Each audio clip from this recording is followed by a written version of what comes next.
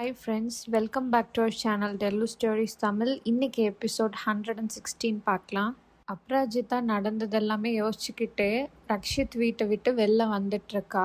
அப்புவை drop பண்றதுக்காக Rakshit actually car door open பண்ணி wait பண்ணிட்டு இருக்கான். பார்த்துக்கிட்டே இருக்க போறீங்களா இல்லை உள்ள வந்து உட்கார போறீங்களான்னு ரக்ஷித் கேட்குறான். நீங்க என்ன வீட்டில் ட்ராப் பண்ண போறீங்களா அப்படின்ட்டு அப்பு கேட்குறா. நைட் டைம்ல உன்னை தனியா போக விட முடியாது, வாங்க அப்படின்னு சொல்லிட்டு ரக்ஷித் சொல்றான். கார்ல போயிட்டு இருக்கும்போது அப்போ வந்து ரேடியோ ஆன் பண்றா.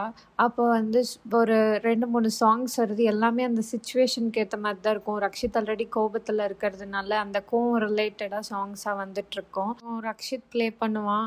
இதே மாதிரி தான் வந்துட்டு இருக்கும். ஸோ இவன் வந்து இப்படி லைட்டா திரும்பி ஸ்மைல் பண்ணுவான். அதை வந்து அப்போ நோட் பண்ணிடுவா. முன்னாடி பார்த்து ஓட்டுங்க, சிரிப்பை மறைக்கிறதுக்காக அங்க இங்க பார்த்து ஓட்டிட்டு இருந்தீங்கன்னா ஆக்சிடென்ட் ஆக சான்சஸ் இருக்கு அப்படின்ட்டு இவ சொல்றா. ரக்ஷித் வந்து நான் ஒன்றும் சிரிக்கல அப்படின்னு சொல்றான். ஒரு விஷயம் கேட்கட்டுமா அப்படின்ட்டு அப்போ சொல்றா. ரக்ஷித் வந்து வாவ், பேசுறதுக்கு முன்னாடி பெர்மிஷன் கேட்குறியா? இன்னும் இல்லையே, நல்லா தானே இருக்கீங்க அப்ராஜிதா ஜி. இப்போ சொல்றா, உங்களுக்கு என் மேல கோவப்படணும்னா பட்டுக்கோங்க, சண்டை போடணுமா கத்துங்க, என்ன பண்ணுமோ பண்ணுங்க, ஆனா உங்க மேல நீங்களே கோவப்படாதீங்க அப்படின்ட்டு அவ சொல்றா.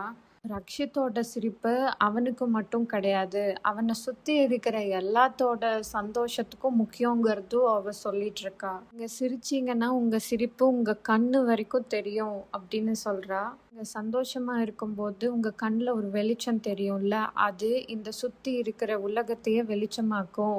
நீங்க இப்படி டல்லா இருந்தீங்கன்னா கம்ப்ளீட்டா இருட்டாக்கிடும் அப்படின்ட்டு புரிய வச்சிட்டு இருக்கா.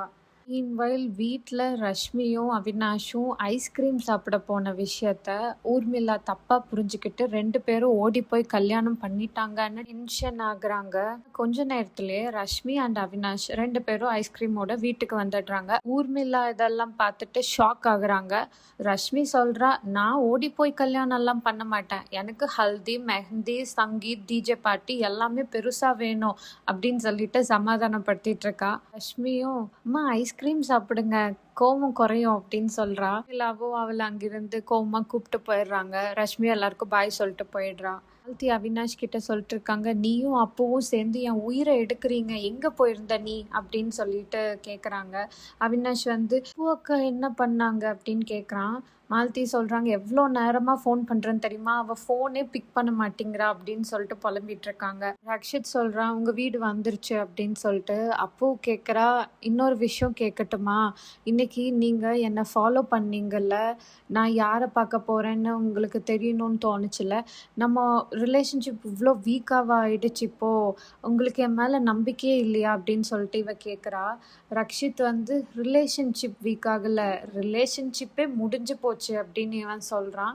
என்ன சொல்கிறீங்க அப்படின்ட்டு அப்போ கேட்கும்போது ரக்ஷித் சொல்கிறான், லவ் நீங்கள் பண்ணல, ஃப்ரெண்ட்ஷிப் நான் பிரேக் பண்ணிட்டேன், இப்போ நமக்குள்ளே என்ன இருக்குது அப்படின்ட்டு ரக்ஷித் கேட்குறான். அப்புக்கும் ரொம்ப சேடாக இருக்குது. அப்புறம் அப்புவை ட்ராப் பண்ணிட்டு அவன் இங்கேருந்து கிளம்பிடுறான். அப்போ வீட்டுக்கு போனோடனே மாலதி கேட்குறாங்க, நீ எங்கே போயிருந்தேன்னு சொல்லிட்டு. ரக்ஷித் சார் வீட்டுக்கு போயிருந்தேன்னு அப்போ சொல்லுவா. மாலதி அப்புறம் கேட்பாங்க, ரக்ஷித் சார் வீட்டுக்கா இந்த நேரத்துலையா, அப்போ உனக்கு என்னதான் ஆச்சு அப்படின்ட்டு கேட்டுட்டு இருப்பாங்க. சேடாக இருக்குன்னு சொல்லிட்டு ரூமுக்கு போயிடுவா. ரக்ஷித் அவன் ரூம்ல உட்காந்து சொல்லிட்டு இருப்பான், ஏன் கடவுளே இப்படி பண்றீங்க, கனவு காண்றதுக்கு கரேஜ் கொடுத்துட்டு தூக்கத்தை திருடிட்டீங்க, யாராவது இப்படி பண்ணுவாங்களா, முடியாத லவ் ஸ்டோரிக்கு ஏன் ஃபர்ஸ்ட் பேஜ் இவ்வளோ அழகா எழுதுனீங்க, இப்போ முடியும் போது எல்லா டோர்ஸும் க்ளோஸ் பண்ணிட்டீங்க. மாலதி கிட்ட சொல்லிட்டு இருக்கா. நான் என்ன பண்றேன்னு எனக்கே தெரிலம்மா, ரக்ஷித் சார் கண்ணில் ஒரு சொட்டு கண்ணீர் பார்த்தாலோ இல்லை அவங்க முகத்துல கோவத்தை பார்த்தாலோ என்னால் தாங்கிக்க முடியல, எனக்கு என்னாச்சுன்னே தெரிலம்மா அப்படின்ட்டு அழுதுட்டு இருக்கா. காலையில கூட அவர்கிட்ட பேசியிருக்கலாம்லம்மா, ப்ராமிஸ்மா நான் இப்படி கிடையாது, யாரோ ஒருத்தர் வீட்டு பைப்ல ஏறி பால்கனியில குதிச்சு ராத்திரி அவங்க ரூம்குள்ள போறதெல்லாம் ஸ்கூல் பசங்க பண்ற வேலை, என் வயசுல யாராச்சும் இப்படி பண்ணுவாங்களா, அவர் கோவமா இருந்தாரு, சமாதானப்படுத்தணும், அவ்வளோதான் எனக்கு தோணுச்சு, என்னம்மா ஆச்சு அப்படின்ட்டு அப்போ கேட்டுட்டு இருக்கா. சொல்லுவாங்க, யாராவது மேல நீ ரொம்ப ஆழமான பாசம் வைக்கும்போது அவங்களோட சின்ன கோபம் கூட நமக்கு பெரிய புயலா தெரியும், இதுக்கான ஆன்சர் எல்லாமே உனக்கே கிடைக்கும், எல்லாம் சரியாயிடும் அப்படின்னு மாலதி சொல்லிட்டு இருப்பாங்க. அப்பவும் தூங்கிடுறா. மாலதி அப்போட அப்பா கிட்ட நடந்தது எல்லாத்தையும் சொல்லிடுறாங்க. அவர் வந்து, என்ன அப்போ பைப்ல ஏறினாலா, ஐயோ இங்கே இருந்து கீழே பார்க்கவே பயப்படுற பொண்ணு பைப்பில் ஏறி ரூம்குள்ளே போனாலா, என்னால் நம்பவே முடியல அப்படின்ட்டு அவர் சொல்லிட்டு இருக்காரு. மாலத்தியும் சொல்கிறாங்க, என்னாலும் நம்ப முடியல, ஆனால் அப்புக்கு ரக்ஷித் மேலே ஃபீலிங்ஸ் வந்துருச்சு அப்படின்னு சொல்கிறாங்க.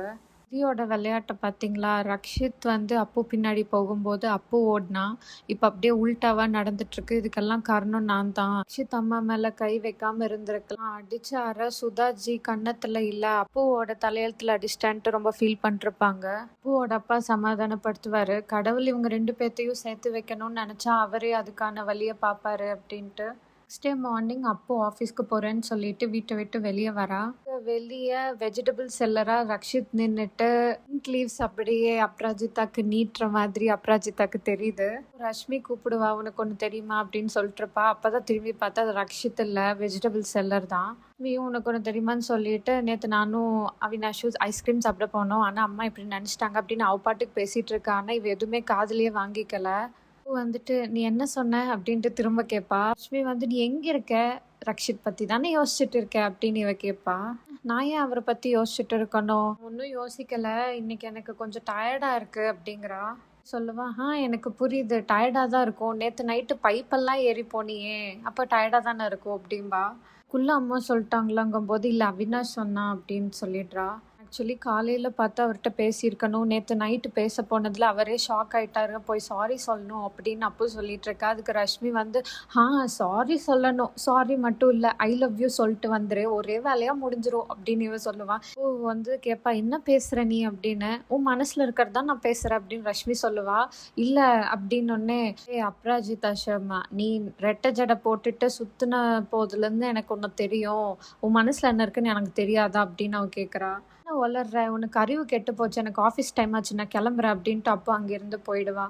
ஆட்டோ டிரைவர் கிட்ட கொஞ்சம் வேகமாக போங்களேன் அப்படின்னு சொல்லிட்டு, இந்த ரேடியோ பாட்டு வேற தொல்லை பண்ணுது, இந்த பாட்டை மாற்றுங்க ப்ளீஸ் அப்படின்னு சொல்லி கேட்கும்போது டிரைவர் வந்து இப்படி திரும்பி, உங்களுக்கு ரொமான்டிக் சாங்ஸ் பிடிக்காதா அப்படின்னு கேட்குறாரு. இவளுக்கு வந்து ரக்ஷித் மாதிரி தெரியுது.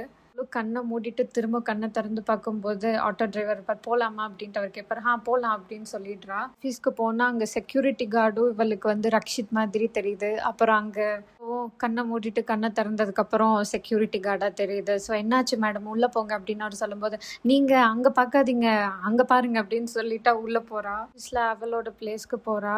அங்கே பார்த்தா ரக்ஷித் நேராக பார்த்து வந்துட்டு இருக்கான்.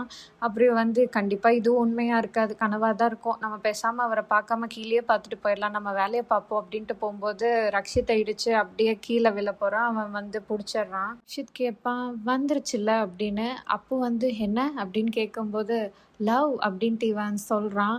ஸோ அப்போவும் சிரிக்கிறா. அவங்க 2 பேர்த்துக்கும் ஐ கான்டாக்ட் போயிட்டுருக்கு. இதோட எபிசோட் முடிஞ்சிச்சு. ஸோ உங்களுக்கு இந்த எபிசோட் பிடிச்சிருந்ததுன்னா லைக் பண்ணுங்கள், சப்ஸ்கிரைப் பண்ணுங்கள், கீழே கமெண்ட் பண்ணுங்கள். நாளைக்கு நியூ எபிசோடோட பார்க்கலாம். பாய்.